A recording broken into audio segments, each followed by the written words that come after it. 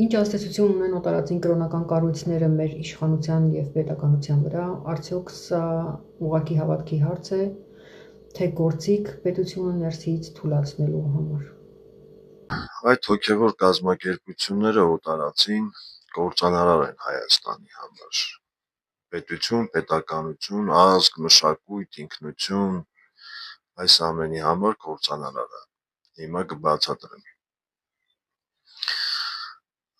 Աղանդավորները Հայաստանում պաշտոնապես գրանցված 67 աղանդի տեսակ կա, որոնց թիվը հասնում է պաշտոնական տվյալներով 200,000 մարդու, իսկ ոչ պաշտոնական 350,000, այս փոքր Հայաստանում մենք ունենք 350,000 աղանդավոր։ Այստեղ հավատքի հոգևորության խնդիրը չի, այդ աղանդները գործում են այստեղ ոչ թե հոգևորության մարդկանց դարձի բերել եւ այլն, այլ ուրիշ նպատակ է հետապնդում։ Այդ աղանդները բոլորը հավաքում են տասանորդներ, այսպիսի հասկացողություն կա, որ յուրաքանչյուր այդ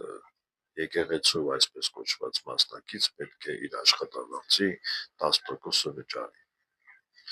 որպեսզի Քրիստոս իրենց լավ աշկով նայի, հարստացնի, մի խոսքով։ Այդ աղանդներն են կյանքի խոսքը, աղոթքի տունը, հիսունականները, նեոհիսունականները, մորմոնները, 7-րդ օրվա ադվենտիստները, այնտեղ նոր սերունդ, Եհովայի վկաներ, խարիզմատներ, մի խոսքով իրենք շատ են, այնտեղ նաև կա ազատ եկեղեցիներ, որոնք որ գրանցված չեն ընդհանրապես ոչ միտեղ։ Եվ հիմա հավաքելով այդ տասանորդը վերցնենք 200,000 մարդը եւ վերցնենք ամենաչնչին գումարը 2000 դրամ։ Եթե բազմապատկում ես 200,000-ը 2,000-ով, դա անում է 400 միլիոն։ 400 միլիոն դրամը դա անում է 1 միլիոն դոլար։ Դա ամեն ամիս։ Ամեն ամիս իրենք հավաքում են 1 միլիոն դոլար մեր սիրելի հայերից։ Եվ այդ գումարները պետությունը չի վերահսկում, ֆինանսական աուդիտ այդտեղ չի անցկացվում, հարկայինը այդտեղ չի աշխատում, մի խոսքով ոչ մեկ չգիտի այդ գումարները ուր են գնում։ Հայաստանից դուրս է գալիս 1 միլիոն դոլար ամեն ամիս, տարեկան կտրվածքով 12 միլիոն դոլար եւ պետությունից այդքան փող է դուրս գալիս եւ պետությունը չի վերահսկում։ Բնականաբար հասկանում եք երևի ինչա կատարվում։ Այնինչ այդ գումարը կարա մնա Հայաստանի ներսում եւ այլ նպատակներով կիրառվի։ Ինչպես են մարդկանց հասցրել այդ օրին, այսպես կոչված հովիվները։ Վերցրել են 5 կտակարանից այդ տասանորդ գաղափարը, ներմուծել են նոր ավետարան, Պողոս Առաքյալի խոսքերը մանիպուլացնելով, որ Պողոս Առաքյալը դրամահավաք էր կազմակերպում, իրենք դա անունը դրել են տասանորդ, այնտեղ շեշտվում է, որ ով իշկանք կամենա, բայց Պողոսը դա ուղարկում էր Երուսաղեմ քրիստոնյաներին, որոնք որ հալածվում էին, դառնաղկատության մեջ էին, այսինքն Պողոսը սոցիալական օգնություն էր ցուցաբերում եւ նաեւ շեշտում է, որ ում որ պետքա իշքան գումար որ պետքա ուղարկեք, անունն էլ գրեք, ենթադրենք Պետրոսին այսքան գումար։ Պողոս Առաքյալը ինքը շատ խելացի մարդ է եղել։ Մի խոսքով իրանք դա ձևակերպում են որպես տասանորդ եւ հավաքում են այդ գումարները։ Ուր է գնում այդ գումարները, այդ հավաքող հավատացյալներն էլ չգիտեն։ Եթե իրանք իմանան, պետությունն էլ կիմանա։ բնականաբար էլի լոգիկայով այդպես պետք է լինի։ Մի խոսքով, եւ իրենք դա ոնց են կիրառում։ Հռչակում են իրենց բոլոր հաճախորդներին սրբեր, օրինակ բերելով Պողոս Արաքյալի նամակները, որ գրում է այս գումարը գնում է Երուսաղեմի սրբերին։ Աստվածաշնչում այդպես է գրված, սուրբ է գրած, եւ իրենք ասում են, մեկնաբանում են, որ դրանք այն նույն սրբերն են, ոնց որ մենք քրիստոնյա ենք, ուրեմն մենք սրբեր ենք։ Եվ այդ գումարը ուղարկում են, հավաքում են սրբերով, տալիս են երևի ամենասուրբին։ Այստեղ շատ հասարակ բառախաղային մանիպուլյացիա է, քանի որ մարդիկ կարդացած չեն, գրագետ չեն, չգիտեմ, բայց բոլորը խելացիներ են։ Հագիոս բառի մասին է խոսքը, բնագրում գրված է հագիոս, հին հունարենով հագիոս նշանակում է առանձնացված, բաժանված, այսինքն հին Երուսաղեմում քրիստոնյաները առանձնացված էին, բաժանվել էին, որովհետև իրենց հալածում էին, դառնաղկատության մեջ էին, հալածանքների մեջ էին ապրում, իսկ իրենք այսօր ոչ մեկ չի հալածվում, բոլորը տարբեր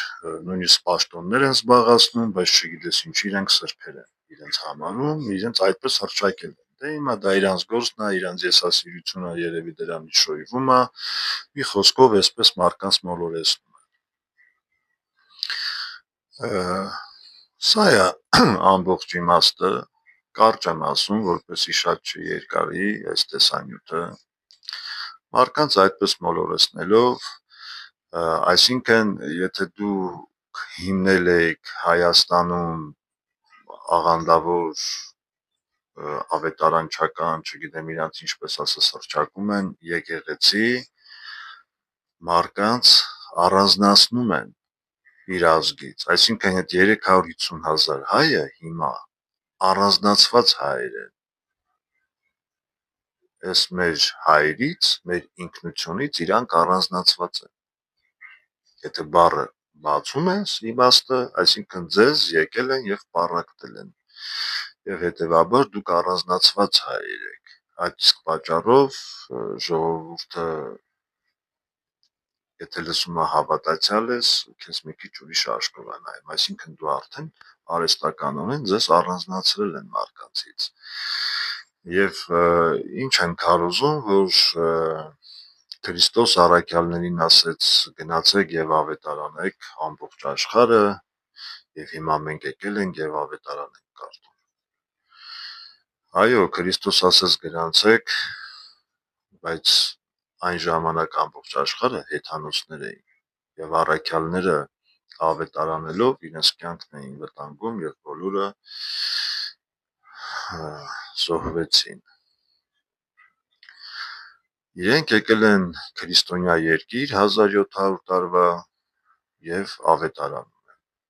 Կարելի է մտածել, որ 1700 տարի այստեղ ավետարանը չինարեն է ավետարանվել եւ ոչ մեկ չի հասկացել։ Դա նաև ունի իր պատճառը, մեղավորությունը նաև մեր եկեղեցին է, որովհետև մեր եկեղեցին վնասված է, հոգևոր վերանորոգման կարիք ունի եւ դա իրենց իշահ իրենց է հիմա աշխատում եւ իրենք դա շատ հաջող օգտագործում են։ Եվ իրենց հովիվներ են կարգել, այնինչ Պողոս Արաքյալը երեց էր կարգում, երեցը դա նույն քահանան է, իսկ քահանա բառը ձեզ ասեմ, որ արամեերեն լեզվից է քահանա կոչվում, որը նշանակում է Աստծո առաջ կանգնող եւ միջնորդ։ Երեցը դա այդ նույն քահանան է, որը որ ունի մեր եկեղեցին։ Իսկ դուք հովիվներ եք եւ ինչ-որ ավետարանում եք։ Մի խոսքով այսքանը, որպեսզի շատ չերկարի, եթե այս տեսանյութից հետո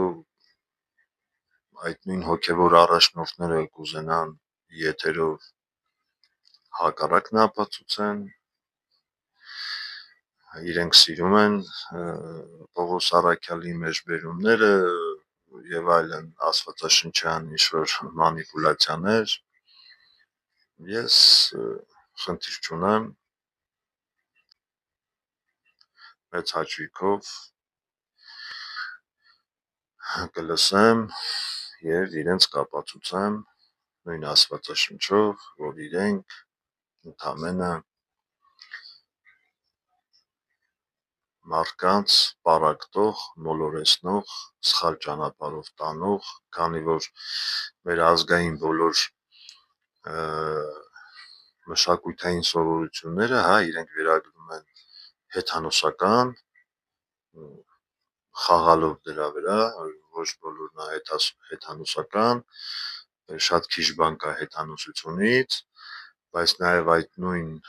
մասնակիցները իրար մարդկյութ են շնորհում, չնայած դա մեր ազգայինը չի, միջազգային է, բայց աթեիստական է, մարդկյութ, ապրիլիոտ եւ այլն մեծ հաճույքով իրար շնորհավորում են, մի խոսքով էլի մարդկանց մոլորեցնում են, այսքան է այդ մասով։